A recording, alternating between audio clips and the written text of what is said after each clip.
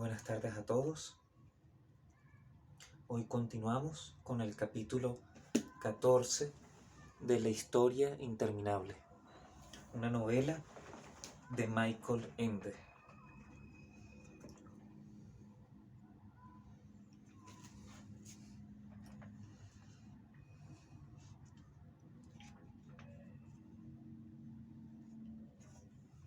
Capítulo 14.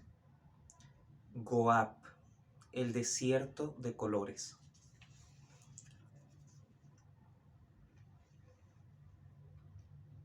Nunca había dormido Bastián tanto ni tan profundamente como en aquella gigantesca flor de resplandor rojizo. Cuando abrió los ojos, vio que el cielo de la noche, de un negro aterciopelado, seguía formando su bóveda sobre él. Se estiró y sintió satisfecho la fuerza maravillosa de sus miembros. Y otra vez, sin que se hubiera dado cuenta de ello, había sufrido una transformación. Su deseo de ser fuerte se había cumplido. Cuando se puso en pie y miró por el borde de la gigantesca flor, comprobó que Perelín, aparentemente, había dejado poco a poco de crecer. La selva nocturna no había cambiado mucho.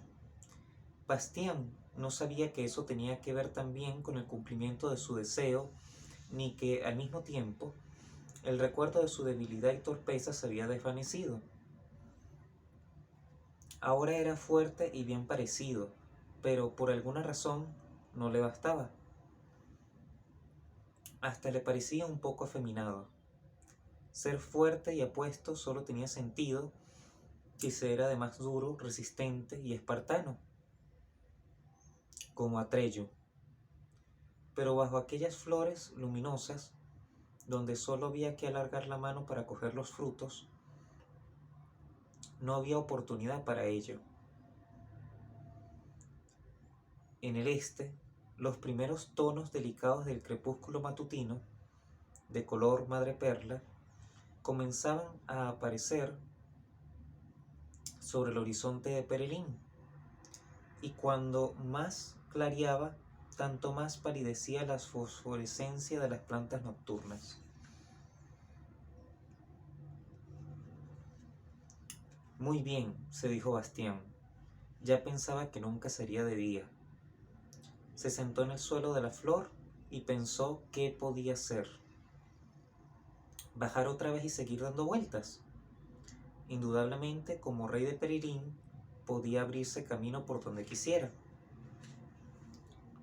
Podía andar por allí durante días y meses, años quizá. La jungla era demasiado grande para salir nunca de ella. Pero por muy hermosas que fueran las plantas nocturnas, a la larga no eran lo que Bastián necesitaba. Muy distinto sería, por ejemplo, atravesar un desierto, el mayor desierto de fantasía. Sí, eso sería algo de lo que se podría estar realmente orgulloso. Y en aquel momento sintió que una fuerte sacudida recorría la gigantesca planta. El tronco se inclinó y se oyó un ruido chisporroteante y goteante. Bastián tuvo que agarrarse para no caer de la flor, que seguía inclinándose y estaba ahora horizontal. La vista de Perelín que se le ofreció era espantosa. El sol había salido entre tanto e iluminaba una imagen de destrucción. De las enormes plantas nocturnas apenas quedaba nada. Mucho más deprisa de lo que habían surgido, se desintegraban ahora, bajo la deslumbrante luz del sol, en polvo y arena fina y coloreada. Solo aquí y allá se alzaban los muñones de algunos árboles gigantescos, que se desmoronaban como las torres de un castillo de arena al secarse. La última de las plantas que parecía resistir era aquella en cuya flor estaba Bastián. Pero cuando Bastián intentó agarrarse a sus pétalos, se le pulverizaron en las manos y fueron arrastrados por el viento como nubes de arena. Ahora que nada le ocultaba la vista hacia abajo, vio también la altura de vértigo a que se encontraba. Si no quería arriesgarse a caer, tenía que intentar bajar tan aprisa como pudiera. Cuidadosamente, para no provocar ninguna sacudida innecesaria, salió de la flor y se puso a horcajadas sobre el tallo, doblado ahora como una caña de pescar. Apenas lo había hecho, toda la flor cayó también tras él, pulverizándose al caer en una nube roja.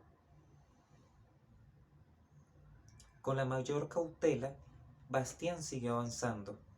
Muchos no hubieran podido soportar la vista del terrible abismo sobre el que se columpiaba, y acometidos por el pánico, se hubieran precipitado en él. Pero Bastián no tenía vértigo y conservaba sus nervios de acero.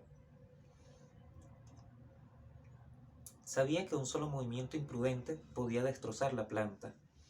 No debía dejar que el peligro lo indujera a hacer ninguna imprudencia. Lentamente siguió moviéndose y llegó por fin al lugar en el que el tronco se inclinaba otra vez y finalmente se ponía vertical. Bastián lo abrazó y se dejó resbalar hacia abajo centímetro a centímetro. Varias veces fue cubierto por grandes nubes de polvo de colores que caían desde arriba. Ramas laterales no había ya, y cuando todavía quedaba un muñón, se desmoronaba en cuanto Bastián intentaba utilizarlo como apoyo. Hacia abajo,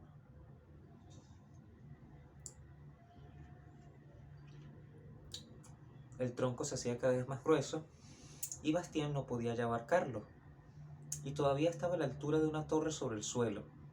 Se detuvo un momento para pensar cómo seguir adelante. Sin embargo, una nueva sacudida que recorrió el gigantesco tocón lo hizo abandonar toda duda. Lo que quedaba aún del tronco se deshizo, formando una montaña en forma de cono puntiagudo, por la que rodó Bastián en salvaje torbellino, dando unas cuantas vueltas de campana hasta encontrarse por fin al pie de la montaña. El polvo de colores que cayó después comenzó a sepultarlo, pero él se libró. Se sacudió la arena de las orejas y de la ropa y escupió unas cuantas veces fuertemente. Luego miró a su alrededor. El espectáculo que vio era increíble. La arena con movimiento lento y fluctuante estaba en todas partes. Iba de aquí para allá en extraños remolinos y corrientes, y se amontonaba en colinas y dunas de altura y extensión muy diversas, pero siempre de un color determinado. La arena de color azul pálido se acumulaba para formar un montón azul pálido, la verde uno verde, y la violeta uno violeta. Perelín se disolvía, convirtiéndose en un desierto. ¿Pero qué desierto? Bastián había trepado a una duna de color púrpura y no veía a su alrededor más que colina tras colina de todos los colores imaginables, porque cada colina tenía una tonalidad que no se repetía en ninguna otra. La más extraña era azul cobalto, la siguiente amarillo azafrán, detrás relucían otras de color carmesí, añil, verde manzana, azul celeste, naranja, rosa melocotón, malva, azul turquesa, lila, verde musgo, rojo rubí, tierra de sombra, amarillo índico, rojo cinabrio y lapislázuli. Y así seguían las colinas de un horizonte a otro, hasta donde los ojos no podían ya ver más.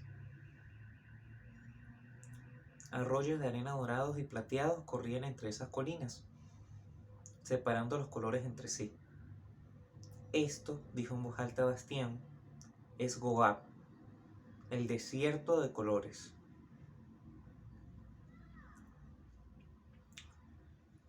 El sol subía más y más, y el calor se hacía sofocante. El aire empezó a vibrar sobre las dunas de arena en colores, y Bastián se dio cuenta de que su situación se había hecho realmente difícil. En aquel desierto no podía quedarse, eso era seguro. Si no lograba salir de allí, moriría de sed en poco tiempo. Involuntariamente cogió el signo de la emperatriz infantil que llevaba al pecho con la esperanza de que lo guiase. Luego se puso en camino valientemente. Trepó una duna tras otra, bajó por ellas, una tras otra, y durante horas luchó así por avanzar, sin ver más que una colina tras otra. Solo los colores cambiaban continuamente. Sus fabulosas fuerzas físicas no le servían de nada, porque las distancias de un desierto no pueden vencerse por la fuerza. El aire era un soplo ardiente y estremecido del infierno, y apenas se podía respirar. La lengua se le pegaba al paladar y tenía el rostro inundado de sudor. El sol se había convertido en un remolino de fuego en mitad del cielo. Estaba allí desde hacía mucho tiempo y no parecía moverse ya. El día del desierto duraba tanto como la noche de Perelín. Bastián siguió adelante, siempre adelante. Los ojos le ardían y tenía la boca como un trozo de cuero, pero no se rindió. Su cuerpo estaba abrasado y la sangre se volvió tan espesa en sus venas que apenas circulaba ya. Pero Bastián siguió adelante, lentamente, paso a paso, sin apresurarse ni detenerse, como hacen los caminantes del desierto experimentados. No prestaba atención al suplicio de la sed que atormentaba su cuerpo.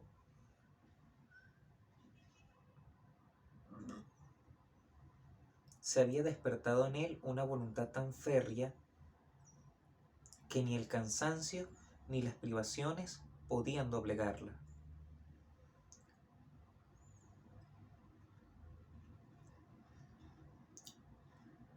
Pensó en lo rápidamente que antes se desanimaba. Empezaba 100 cosas y a la menor dificultad las abandonaba. Siempre se preocupaba de comer y tenía un miedo ridículo a ponerse enfermo o tener que soportar dolores. Pero todo aquello había quedado muy atrás. Aquel camino que ahora recorría a través de Goab, el desierto de colores, nadie se había atrevido a emprenderlo antes, y nadie después de él se atrevería a emprenderlo nunca. Y probablemente nadie lo sabría jamás. Esa última idea lo llenó de preocupación, pero no se dejó desanimar. Todo indicaba que Goab era tan inconcebiblemente grande que nunca podría llegar al límite del desierto. La idea de morir de sed más pronto o más tarde, a pesar de toda su resistencia, no le daba miedo. Soportaría la muerte tranquilo y con dignidad, lo mismo que los cazadores del pueblo de Atreyu.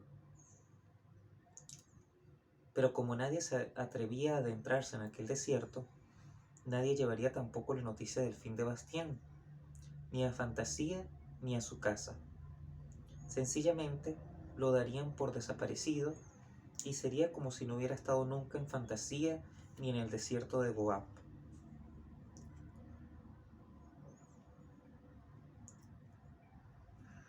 Mientras, sin dejar de andar, pensaba en ello.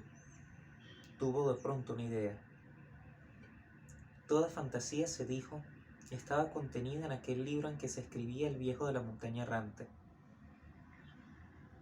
Y aquel libro era la historia interminable que él mismo había leído en el desván. Quizá estuviera también en el libro todo lo que le pasaba ahora, y por lo tanto podía ocurrir muy bien que otro lo leyera algún día, y hasta que lo estuviera leyendo ahora, en aquel momento. Por consiguiente, debía de ser posible también dar a ese alguien una señal. La colina de arena sobre la que estaba Bastián en aquel momento era de color azul ultramar. Separada de ella por un pequeño valle, había una duna de un rojo encendido. Bastián fue hasta ella, cogió con las 2 manos arena roja y la llevó a la colina azul.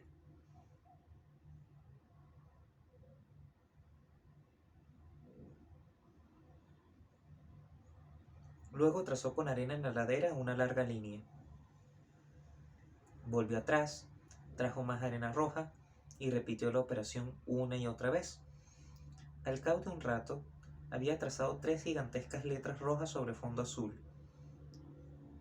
B, B, B. Contento contempló su obra. Aquello no podía dejar de verlo nadie que leyera la historia interminable. Le pasara a él lo que le pasara, se sabría dónde había quedado. Se sentó en la cima del monte de color rojo encendido y descansó un poco. Las 3 letras brillaban deslumbradoras bajo el sol abrasador del desierto. Otra vez se había borrado en Bastián una parte de su memoria del mundo de los seres humanos. Ya no sabía que antes había sido sensible, hasta quejica a veces. Su resistencia y su dureza lo llenaban de orgullo, pero ya se anunciaba en él un nuevo deseo. Desde luego no tengo miedo, dijo para sí como acostumbraba, pero me falta el verdadero valor. Soportar privaciones y aguantar fatigas es algo grande, pero la audacia y el valor son otra cosa. Me gustaría correr una verdadera aventura que exigiera un valor temerario. En el desierto no se encuentra nadie, y sería estupendo encontrar un ser peligroso. No haría falta que fuera tan horrible como Igramul, pero sí mucho más peligroso aún. Debería ser hermoso y al mismo tiempo la criatura más peligrosa de toda fantasía, y yo me entregaría con ella y... Bastián no pudo seguir, porque en aquel mismo instante sintió que la arena del desierto vibraba bajo sus pies. Era como un trueno de tal intensidad que se sentía más que se oía. Bastián se volvió y vio en el lejano oriente del desierto una aparición, que al principio no pudo explicarse. Algo se movía como un bólido, a toda velocidad. Con rapidez increíble, describió un amplio círculo en torno al lugar en que estaba Bastián, y luego de pronto vino directamente hacia él. En el aire vibrante de calor, que hacía que todos los contornos se estremecieran como llamas, aquel ser parecía un demonio de fuego danzante.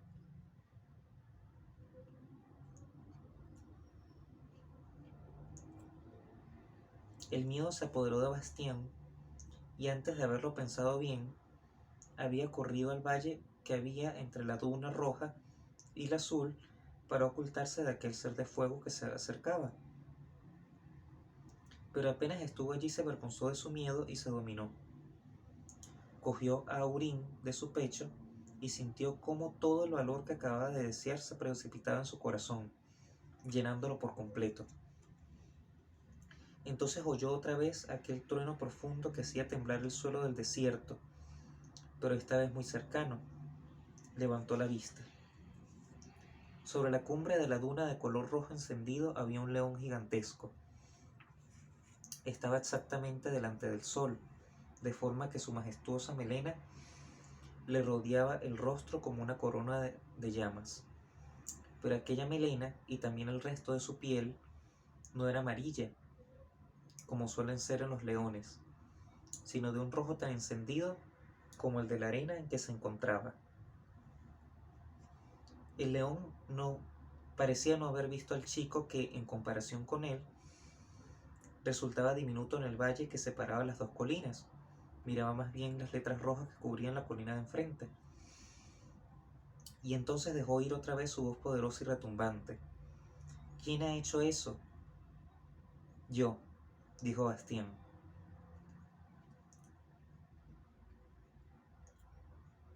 ¿Y qué quiere decir? Es mi nombre, respondió Bastián. Me llamo Bastián Baltasar Butz. Solo entonces volvió el león hacia él la mirada, y Bastián tuvo la sensación de que lo envolvía un manto de llamas, en el que ardería en el acto para convertirse en cenizas.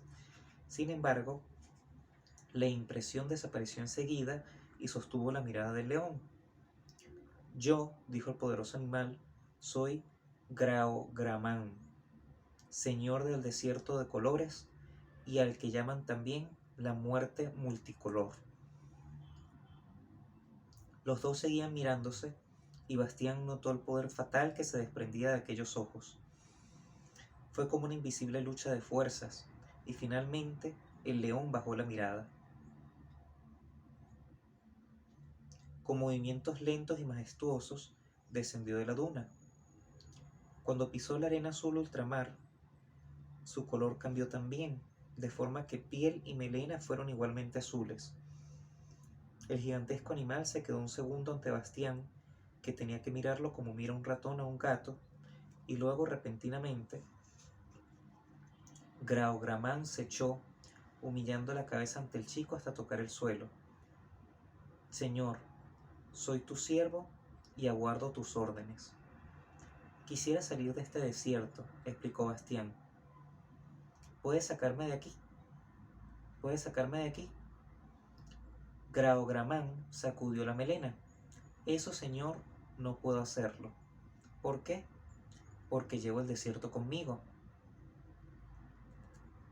Bastián no pudo comprender lo que el león quería decir. ¿No hay otra criatura, preguntó, que pudiera sacarme de aquí? ¿Cómo podría ser eso, señor?, respondió Graogramán. Donde yo estoy, no puede haber ser viviente a la redonda. Mi sola presencia basta para reducir a cenizas, a una distancia de 1000 kilómetros, a los seres más poderosos y terribles. Por eso me llaman la muerte multicolor y el rey del desierto de colores. Te equivocas, dijo Bastián. No todos los seres arden en tu reino. Yo, por ejemplo, puedo hacerte frente, como ves, porque llevas el esplendor, señor. Aurín te protege, hasta del más mortífero de todos los seres de fantasía. Te protege hasta de mí. ¿Quieres decir que si no tuviera la aja, ardería también y quedaría reducido a un montoncito de cenizas? Así es, señor, y sucedería aunque yo mismo lo lamentase, porque eres el primero y el único que ha hablado conmigo jamás. Bastián cogió el signo. Gracias, hija de la luna, dijo en voz baja. Ah, gracias, hija de la luna. Graogramán se enderezó otra vez en toda su alzada y contempló a Bastián desde arriba. Creo, señor, que tenemos muchas cosas que decirnos. Quizá pueda revelarte secretos que no conoces. Quizás puedas tú también explicarme el enigma de mi existencia, que me está oculto. Bastián asintió. Si fuera posible, quisiera ante todo beber algo. Tengo mucha sed. Tu siervo escucha y obedece, respondió Graogramán. ¿Quieres dignarte subir a mis espaldas? Te llevaré a mi palacio, donde encontrarás cuanto necesites. Bastián se subió a las espaldas del león. Se agarró con ambas manos a la melena, cuyos mechones lo envolvían como lenguas de fuego. Graogramán volvió hacia él la cabeza. Sujétate bien, señor, porque corro mucho. Y otra cosa quisiera pedirte. Mientras estés en mi reino o simplemente conmigo, prométeme que por ningún motivo y en ningún momento abandonarás la aja protectora. Te lo prometo, dijo Bastián. Entonces el león se puso en movimiento, al principio todavía lenta y majestuosamente, y luego cada vez más aprisa. Asombrado, Bastián veía cómo, en cada nueva colina, la piel y la melena del león cambiaban de color, de acuerdo siempre con el color de la duna. Pero finalmente, Graogramán comenzó a dar saltos poderosos de una cima a otra, y corrió a toda velocidad sin que sus poderosas zarpas tocaran apenas el suelo. El cambio de su piel se produjo cada vez más velozmente, hasta que a Bastián comenzó a írsele la vista y vio todos los colores al mismo tiempo, como si el enorme animal fuera un solo ópalo irisado. Tuvo que cerrar los ojos. El viento, caliente como el mismo infierno, silbaba en sus orejas y le daba tirones del manto, que revoloteaba tras él. Sentía el movimiento de los músculos del cuerpo del león y olía la maraña de su melena, que exhalaba un olor salvaje y excitante. Lanzó un grito de triunfo, que sonó como el de un ave de rapiña, y Graogramán le respondió con un rugido que hizo temblar el desierto. En aquel momento, los dos fueron uno, por grande que pudiera ser la diferencia entre ellos. Bastián estaba como borracho, y solo volvió a recuperar el sentido cuando oyó decir a Graogramán: «Hemos llegado, señor. ¿Quieres dignarte bajar?» De un salto, Bastián bajó al suelo de arena. Delante de él vio una escarpada montaña de roca negra, o eran las ruinas de un edificio. No hubiera podido decirlo, porque las piedras que yacían alrededor semicubiertas de arena multicolor, o formaban arcos, muros y columnas, estaban llenas de profundas grietas y hendiduras, y erosionadas como si, desde tiempos inmemoriales, las tormentas de arena hubiesen pulido sus aristas y desigualdades. «Este, señor», oyó decir Bastián al león, es mi palacio y mi tumba. Entra y sé bienvenido, como primero y único huésped de Graogramán». El sol había perdido ya su fuerza abrasadora y estaba grande y amarillo pálido sobre el horizonte. Evidentemente, la cabalgada había durado mucho más de lo que le había parecido a Bastián. Los pedazos de columna o agujas de roca, fueran lo que fueran, arrojaban ya sus sombras alargadas. Pronto sería de noche. Cuando Bastián siguió a Graogramán a través de un arco oscuro que llevaba al interior del palacio, le pareció que los pasos del león eran menos vigorosos que antes, incluso lentos y pesados. A través de un pasillo oscuro, por diversas escaleras que subían y bajaban, llegaron a una gran puerta cuyas hojas parecían hechas igualmente de roca negra. Cuando Graogramán se dirigió a ella, la puerta se abrió por sí sola, y cuando Bastián hubo entrado también, se cerró de nuevo tras él.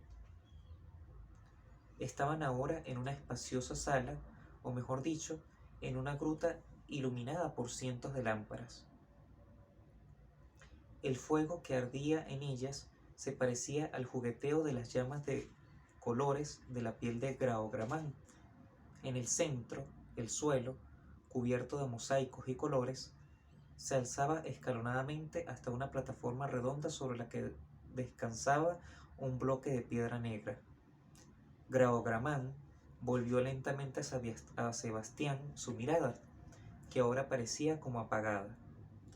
«Mi hora está próxima, señor», dijo, y su voz sonó como un cuchicheo. «Y no habrá tiempo para hablar. Sin embargo, no te preocupes y aguarda el día. Lo que siempre ha ocurrido, ocurrirá también, y quizá puedas decirme por qué». Luego volvió la cabeza hacia una pequeña puerta situada al otro extremo de la caverna. «Entra ahí, señor, y lo encontrarás todo dispuesto para ti.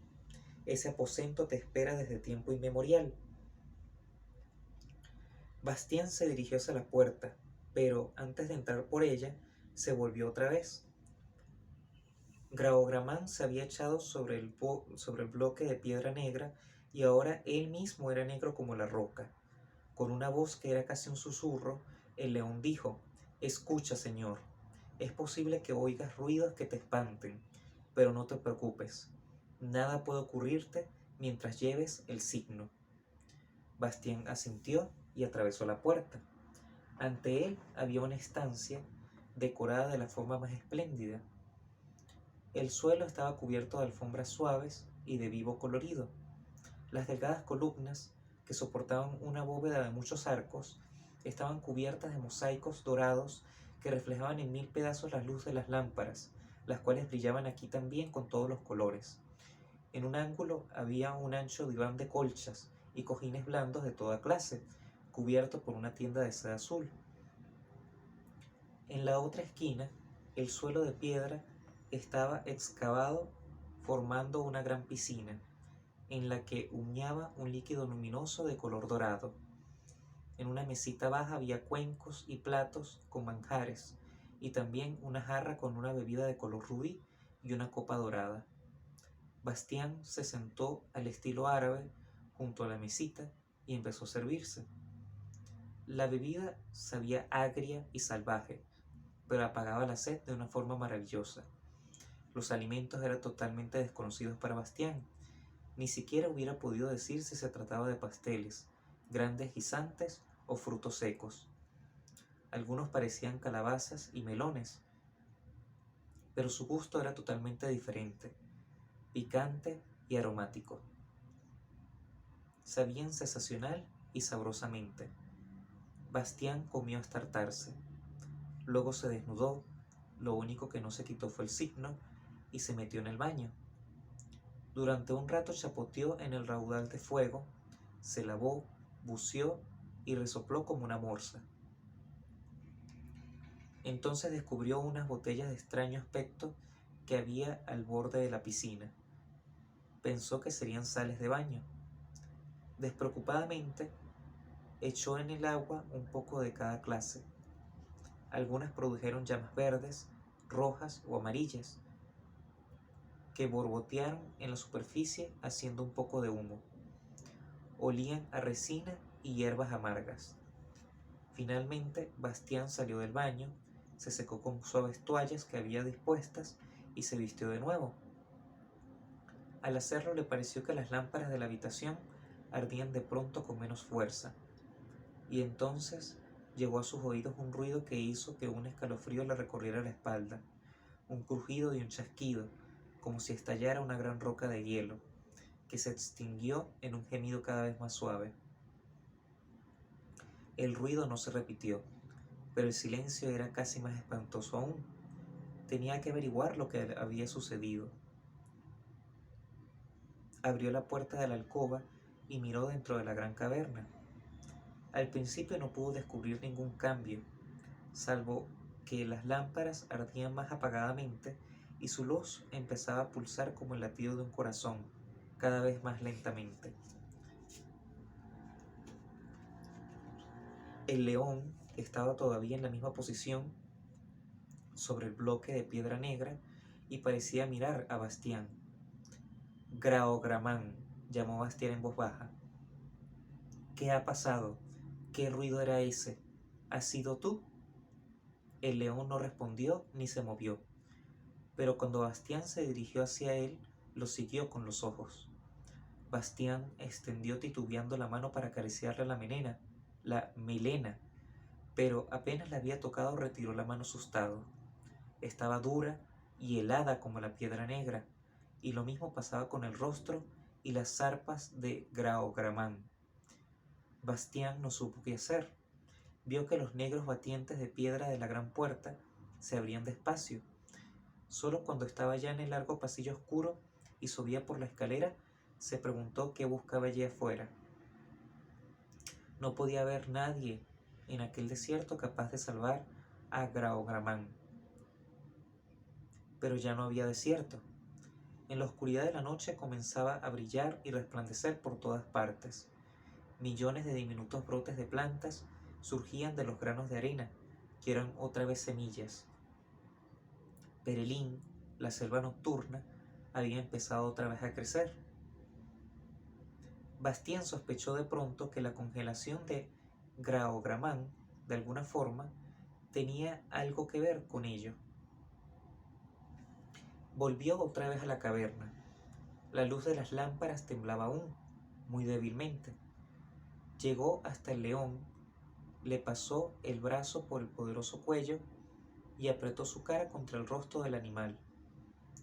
Ahora también los ojos del león eran negros y muertos como la piedra. Graogramán estaba petrificado.